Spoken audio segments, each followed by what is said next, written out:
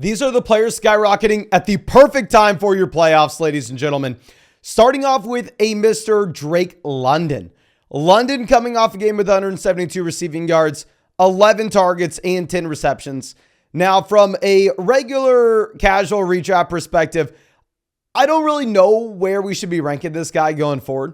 If you look at the underlying usage that you've had so far this season, so far this year, Drake London's averaging about 62 receiving yards per game, which is nothing special. But the Atlanta Falcons are only at 205 passing yards per game. So Drake London has been dominant with about a 30% team market share. So projecting this going forward with London, it's still going to be a horrible situation rest of season, right? I mean, we did recommend to buy him low a few weeks back, but that's just because his price was in the absolute gutter.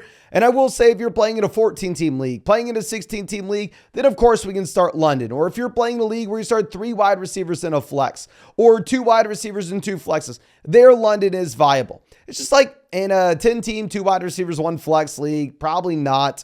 I really do want to know your opinion about what you're thinking about Drake London from a dynasty perspective, just because I truly do believe that this guy has that elite skill set that you look for.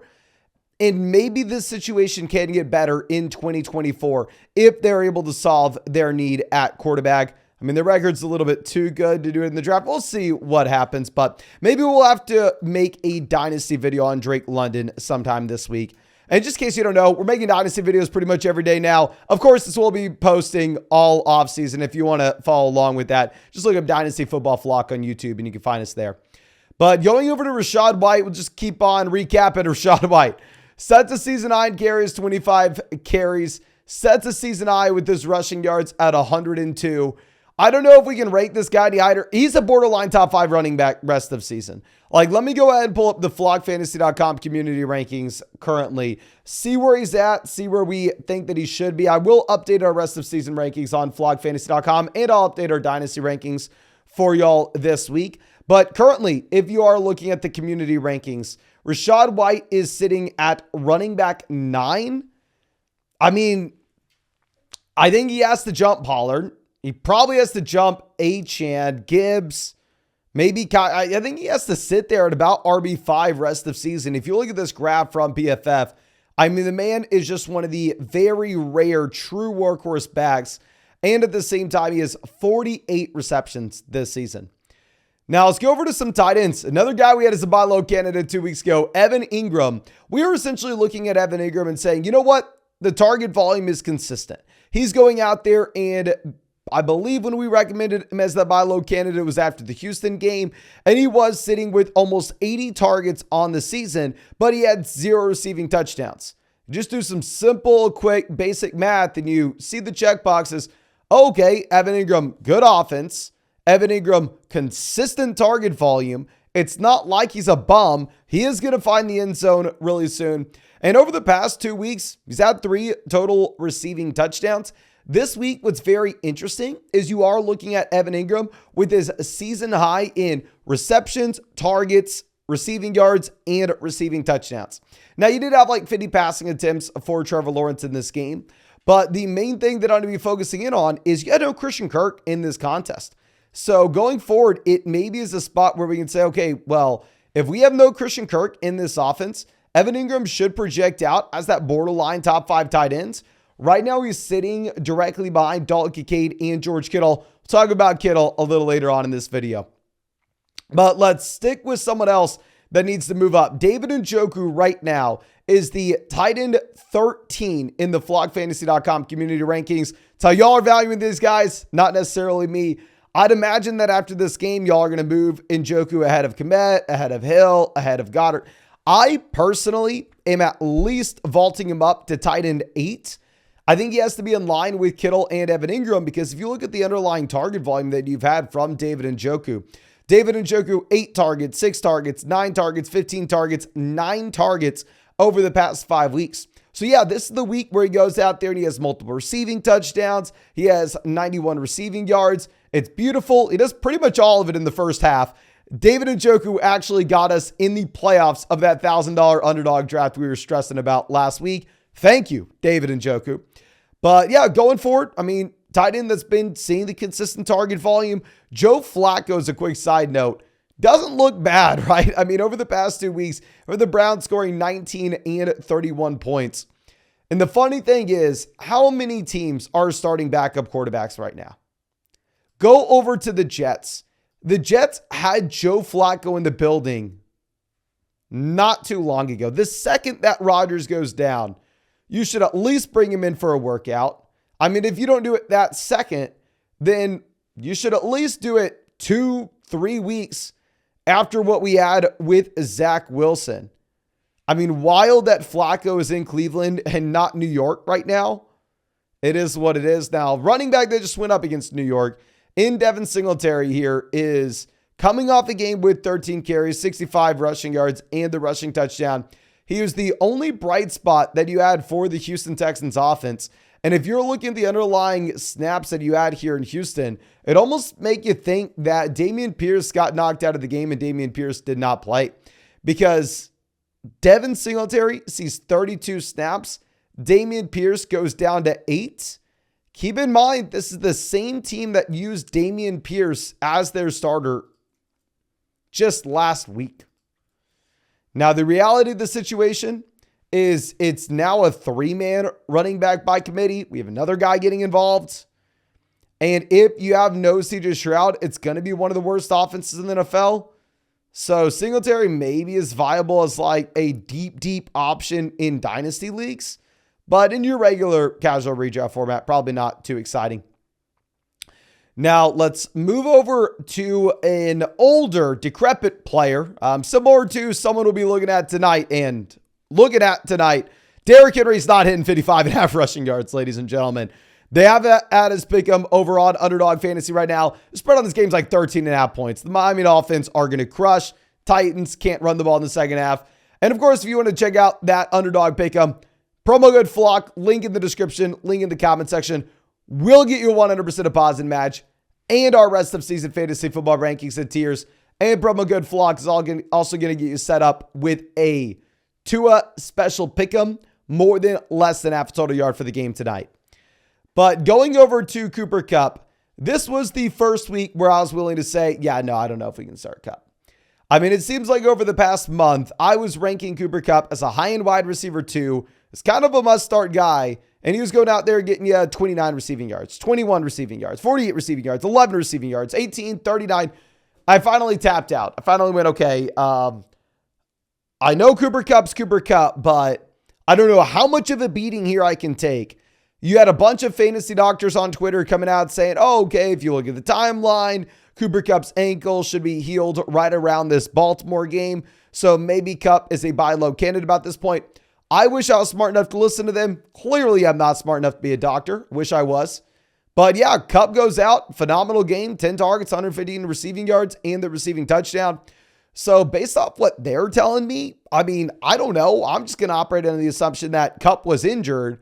And that's why you had him just with the absolute fall off in the middle of the season. And he is good to go now.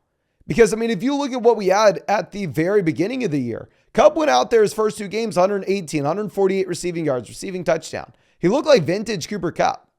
And then you had the fall off right in line with the ankle injury. Now we have him going, looking good again. So I'm just going to operate under the assumption that the down games were primarily just based off the injured ankle. Now, I do want to update Jordan Addison real quick. Now, sounds like you are not going to have Justin Jefferson for the foreseeable future. And that does put you in a position where Jordan Addison is someone that you can look at. Now, of course, this offense is horrendous. Over the past 2 weeks, they have scored a total of 13 points. Of course, 2 weeks. So I don't want to sit here and act like, oh yeah, Jordan Addison's going to win you your league. Jordan Addison is in a phenomenal... No, that's not really the situation. But if you're in a dynasty format where obviously the starting lineup is going to be a little bit deeper, I'd say Jordan Addison is now going to be startable going forward with no Justin Jefferson. And at the same time, if they pivot away from Joshua Dobbs, this may end up being a good thing for the receivers here. Because keep in mind, while Joshua Dobbs himself was exciting, fun to play him, especially with his rushing upside, the rushing upside doesn't really help anybody but Joshua Dobbs, right? A quarterback going out there and getting you 50 rushing yards helps the quarterback in fantasy, does nothing for the receivers. So if Nick Mullins comes out and is just equivalent to what Joshua Dobbs was from an overall production standpoint for the Minnesota Vikings, if we actually have some of that rushing production going over to passing volume and we have no Justin Jefferson in this offense, maybe Jordan Addison can get back to being a low-end wide receiver too that you are able to start. But obviously this week, he had 27 receiving yards. So I don't want to sit here and act like Jordan Addison is going to be inside our top 24 wide receiver rankings this week. Now, going over to what we have with the Niners. We knew this situation was good. I thought Lance maybe would step in, take advantage of the situation, and give us rushing upside on top of it. Clearly, Shanahan made the right call in that the Niners currently are averaging 400 total yards per game. The only offense ahead of them is Miami, and if you remove the 70-point week for the Miami Dolphins, I'd assume that maybe this looks a little bit different here. But with the Niners, what is also incredible is not only do you have these massive weeks for Purdy, 368 passing yards, 314, 209, 333, 296, 365. I mean, these massive, consistent blow-up weeks. But they are also concentrating the targets here at the same time, where it's not like we have a wide receiver 4. It's not like we have a running back 2. It's not like we have a tight end 2 and all these secondary options coming in and stealing target volume from the top guys. No, you have the or one of the best offenses in the NFL, concentrating everything between Deebo Samuel, Brandon Ayuk, George Kittle, and Christian McCaffrey. Better than I could have ever imagined, to be honest. I mean, this is just a gold mine for fantasy points. Every single guy is startable. I thought there'd be natural volatility with how much target competition there is. And clearly that's just not the case at all. Now going over to Ezekiel Elliott, just want to recap what we had on Thursday, just in case you didn't see that recap. Zeke had 8 targets and 22 carries. Now, of course, we're not expecting the New England Patriots to score 21 points in every game. Really, the Patriots offense will be coming back down to earth. I mean, they had an implied team total of 12 points last Thursday going up against Pittsburgh. But we did get confirmation that with Ezekiel Elliott, he will see 100% of the touches out of this backfield with no Ramondre Stevenson. And when I say 100%, I mean 100%. So yeah, I think you go ahead, rank Ezekiel Elliott most likely as someone that you're going to have to start each and every week with no Ramondre Stevenson. Now, of course, if Ramondre comes back in, then Zeke goes back to being dust. And it's still going to be a very bad offense. So please don't expect Ezekiel Elliott to be able to repeat what he just did. But I think he can be that low-end RB2. And now the perfect example of someone that is skyrocketing at the perfect time for your fantasy football playoff stretch. Rashid Rice is a must-start option going forward. Rashid Rice this week, if you look at this graph from PFF, played a higher percentage of snaps than we have seen all season. Closing in on about 80% of the snaps for the Kansas City Chiefs. We know that he's been very efficient from a per snap perspective. The issue that you had previously had was he just wasn't playing enough. That's no longer an issue at all. And with Rice over the past 3 weeks, you're looking at a Patrick Mahomes wide receiver that has had 29 targets. This is a serious question. I probably should have done the research for this before we recorded this. Excuse me, it's Sunday night. We'll do the deep dive research videos for the Dynasty channel, the Dynasty Football Flock, if you're not already subscribed. But anyway, I want to ask you, how many Chiefs wide receivers have had 29 targets in a 3-game stretch since Tyreek Hill left? Is Rice the first guy to do so? I think we had Rashid Rice, a mid to low end wide receiver 2 this past week. I think Rice moves up to now being a high end wide receiver 2 this week. Obviously, the volume isn't what it once was in Kansas City, but still, I'm going to be willing to bet on Patrick Mahomes over and over and over again. But I think that's all I have for y'all in this video. Again, thank you so much for hanging out with us. If you enjoyed it, please hit that like button, subscribe to the channel if you play fantasy football. And of course, if you want to tail us on those underdog pick'ems, we're going to be going Derrik Henry, fewer than 55.5 rushing yards against the Dolphins. You can find that link in the description, in the comment section. Promo code FLOCK, get you a 100% deposit match, plus our rest of season fantasy football rankings and tiers, and a special pick'em more than less than half a total yard. But thank you again, ladies and gentlemen. Really do appreciate you. Really hope you have a great day, and really hope we get to see you out in the live stream later tonight.